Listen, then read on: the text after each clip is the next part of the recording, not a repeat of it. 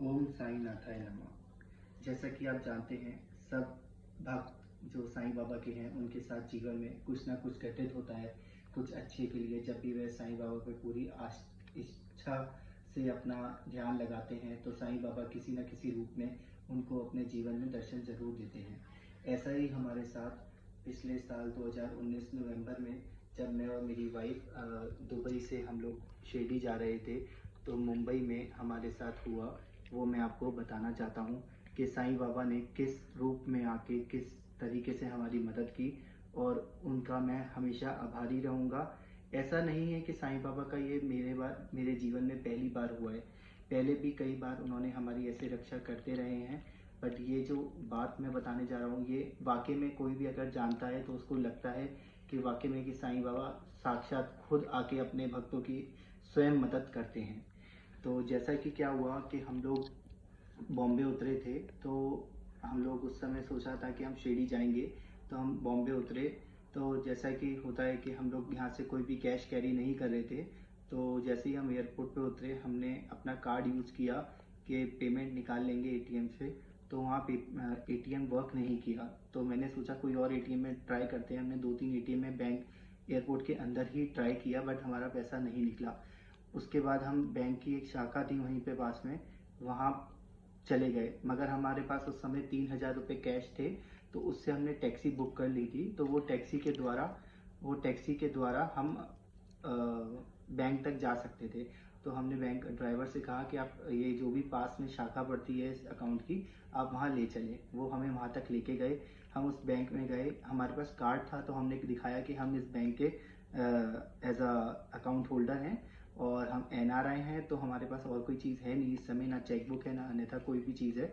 हम अपना कार्ड डाल रहे हैं बट ये चल नहीं रहा। तो उन्होंने बताया कि जैसा कि आपका ये कार्ड इसलिए वक्त काम नहीं कर रहा क्योंकि अभी जो पिछले साल देखा कि जितने भी बैंक के नए अकाउंट होल्डर हैं या पुराने अकाउंट होल्डर हैं, उन सबके एटीएम बदल गए हैं। वो चिप वाले एटीएम आ गए हैं। तो मेरा जो एटीएम था वो पुराना 2 साल पुराना था, तो मैं बदल नहीं पाया था। इस कारणवश मेरा एटीएम कार्ड वर्क नहीं किया। तो वहाँ पे बहुत देर बात करी, सब चीज़ कोशिश करी, उस बात के बावजूद भी हमारे पास पैसा नहीं आ पाया।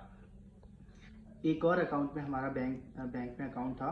तो हम उस बैंक में गए, पास में ही वो दूसरी शाखा उसके सामने ही थी। वहाँ भी हमने जाके देखा, कोशिश करी, मगर वहाँ पे भी सेम यही दिक्कत आई।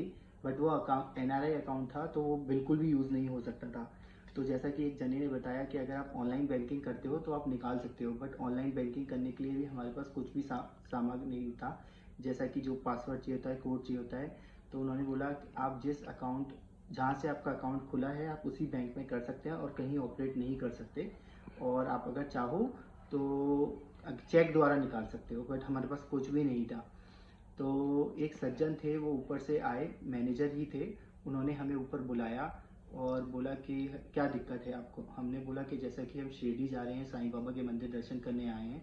हम साल में 2 बार आते हैं और इस बार भी हम आए और हमने सोचा कि हमारा अकाउंट चल जाएगा, बट हमारा एटीएम कार्ड वर्क नहीं किया। तो हमारा ये दिक्कत आ रही है और हम शिरडी जाना चाहते हैं, हमारे पास पैसा बिल्कुल भी नहीं है। और जो था वो हमने गाड़ी में बुक करने पे दे दिया। बट अगर अभी हम किसी बॉम्बे में, जैसा कि आप जानते हैं कि मिलने वाले होते हैं बट वो बहुत दूर होते हैं इधर उधर, तो हमने किसी से कांटेक्ट नहीं किया कि हमने सोचा शायद हो जाए हमारा काम।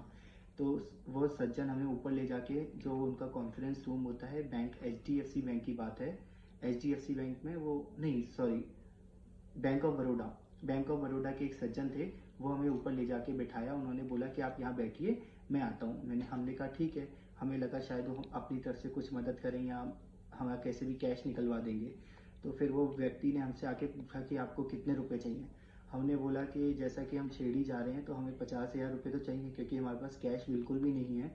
बट आप मेरा कार्ड कैसे भी स्वाइप करके अगर दे सके तो दे दें। तो उन्होंने सिर्फ ये बोला कि आप यहाँ बैठिए, मैं आता हूँ। तो वो बंदा हमें 5 मिनट, उस व्यक्ति ने हमें 5 मिनट तक बिठाया और फिर नीचे जाके वह 50,000 रुपये कैश लेकर ऊपर आ गए। और उन्होंने हमारे आगे 50,000 रुपये कैश रख दिए और बोला कि आप ये ले जाइए, अपनी यात्रा पूरी कर लीजिए, लौटते समय या जब भी आपको सही लगे आप ये पैसा दे दीजिएगा। तो मैं और मेरी वाइफ, हम दोनों बहुत ही शौक हो गए कि ये कैसा चमत्कार है कि साईं बाबा के हम मंदिर जा रहे हैं और कोई हमें जो जानता भी नहीं है, अनजान व्यक्ति हमें अपने रुपए दे रहा है। तो उस समय हमें बड़ा अजीब लगा, बट हमने सोचा कोई बात नहीं, ये साईं बाबा का ही आशीर्वाद होगा जो हमें मिल रहा है।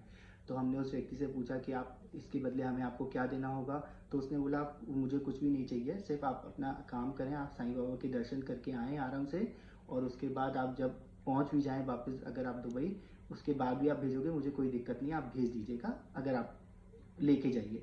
तो हमने सोचा यार ऐसे तो कोई भगवान ही अपने भक्त की मदद करते हैं। तो हमने उस समय क्या किया, हमने उस जो सज्जन थे उनका नाम भी मैं आपको बताऊंगा एंड में, उनका नंबर और उनका फ़ोन नंबर लिया, उनका नाम लिया, और हमने उनसे उनका अकाउंट नंबर ले लिया कि हम कोशिश करेंगे जल्दी से जल्दी कराने के लिए। फिर हमने वह रुपये लेके हम निकल गए अपने शिरडी की ओर। जैसे ही हम शिरडी की ओर निकले तो हमारा 1 घंटे में हमने किसी द्वारा उनके अकाउंट में फ़ोन करा के वो रुपये डलवा दिए, और इस तरह उस व्यक्ति ने हमारी मदद की। और जैसा कि आप सभी जानते हैं कि साईं बाबा जब भी अपने भक्तों की मदद करना चाहते हैं, वह किसी ना किसी रूप में आके मदद कर जाते हैं और पता नहीं चलता।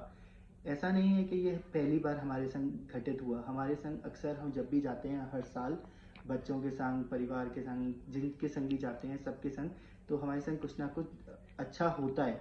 उससे पहले भी हम एक बार गए थे तो हमारा बहुत बड़ा एक्सीडेंट होते होते उन्होंने बचाया था।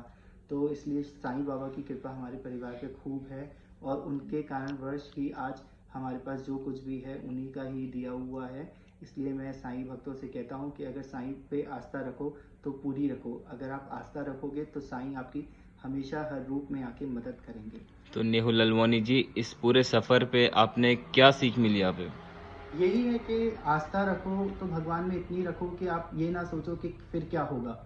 अगर हमने यही सोचा होता कि हम वहाँ पहुँच गए, हम पे पैसे नहीं है और हम आगे नहीं जा पाते, तो साईं बाबा ने हमें किसी न किसी रूप में आके मदद करी। और मैं सब भक्तों से यही कहता हूँ कि अगर साईं बाबा ने बुलाया है तो वो किसी भी रूप में आपको वहाँ बुला के रहेंगे, और वे अपने भक्त को अपने पास आने से कभी नहीं रोकेंगे। अगर वह भक्त सच्चे मन से उनकी को मानता है, प्रार्थना करता है, तो वह हर दुख में, हर सुख में उसके साथ आके खड़े सबसे पहले होते हैं। बहुत बढ़िया। ओम साईं। ओम साई, ओम साई।